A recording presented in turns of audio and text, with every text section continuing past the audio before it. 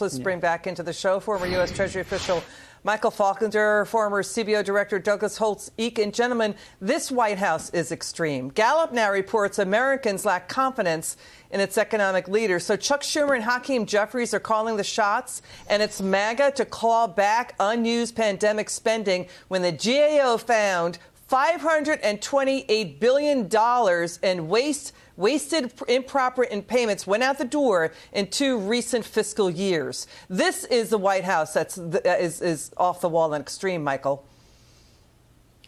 That's right, Liz. I mean, the other report I would point you to is that CBO came out earlier this week and said that the deficit this year is already $500 billion higher than the same time last year.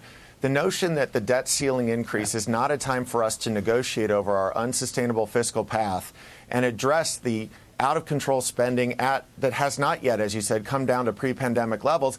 If not now, when are we going to have conversations about the fact that our fiscal situation is uncontrollable? We have got to get the government back to its original purpose, back to the levels it was spending prior to the pandemic, and the debt ceiling negotiation is exactly the time to do it. Yeah, we've got an inflation report coming out tomorrow. It's going to show estimates that it's going to stick stubbornly high, Douglas, at 5%. We are nearly 15% all-in inflation under this White House. So for the White House press secretary to try to, push the narrative out of her binder that they're lowering costs is not the way. And you got Biden's Treasury Secretary, Janet Yellen, White House officials calling CEOs to pressure Republicans to give in. What do you think, Douglas?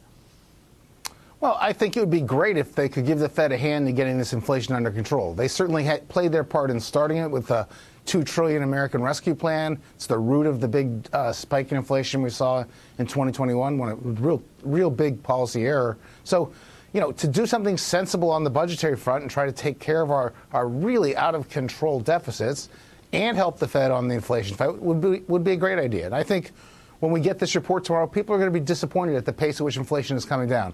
The Fed is leaning hard. Everyone knows that. But it's not actually making as much progress as you'd like to see. Right. So why not give them a hand? Michael, to what Douglas just said, more and more voters are seeing how this White House is railroading the U.S. economy. The president has yet to hold a solo press conference this year. He doesn't hold pressers anymore. He's sitting behind, the walls of the White House, putting at the stroke of a pen an agenda into the U.S. economy voters didn't vote on, and Congress isn't voting on either. Look at researchers at the Chicago Fed, the San Francisco Fed, warning government overspending is fueling inflation, period. Michael. You're absolutely correct. And Doug really hit it on the nail on the head, which is that we keep calling upon Chairman Powell to come in and rescue the economy from all of the damage that the Biden administration's spending and regulatory policy is doing. The idea that at a time that we're incurring 40-year high inflation, that we need to keep throwing more federal money into the economy, that we need to keep telling businesses to cut back on their activity in order to abide by regulatory dictates, and then wonder why the Fed's got to keep raising interest rates as high as they are. There's a reason why the American people have lost faith in the economic leaders in our nation. It's because they see themselves suffering from wages not keeping up. They see themselves suffering from being unable to find what they need at the grocery store, having to make trade-offs between food and energy.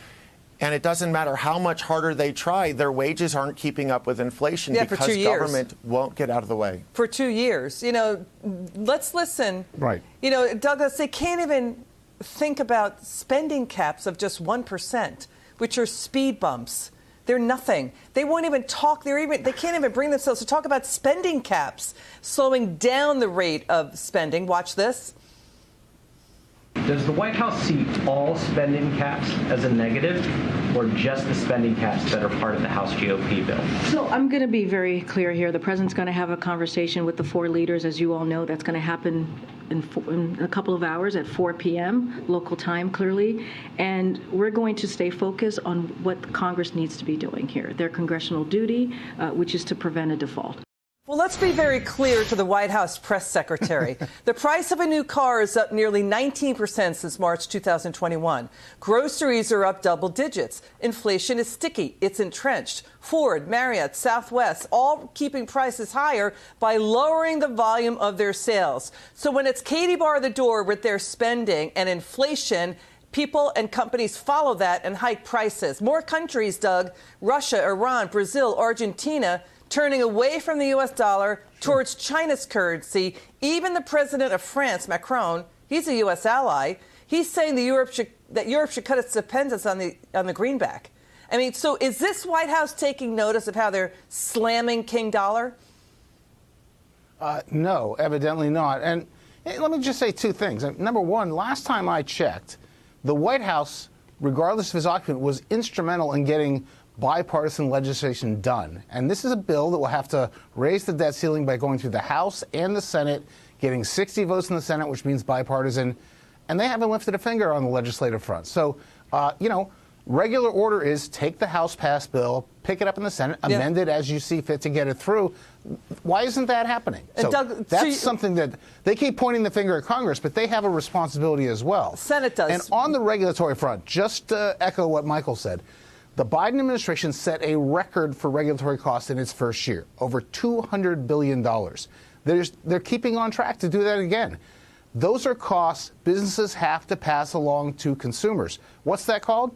Inflation. Just stop. I mean, stop. This isn't complicated. It's not complicated. What you're saying, the House passed 71 bills under Speaker McCarthy. Looks like we've got action. Somebody about to come out and speak. Senator Chuck Schumer under his leadership, only 22 bills. We're waiting, we're watching, monitoring what is happening at the White House now. Thank you, Michael Faulkner, Douglas Holtz-Eakin.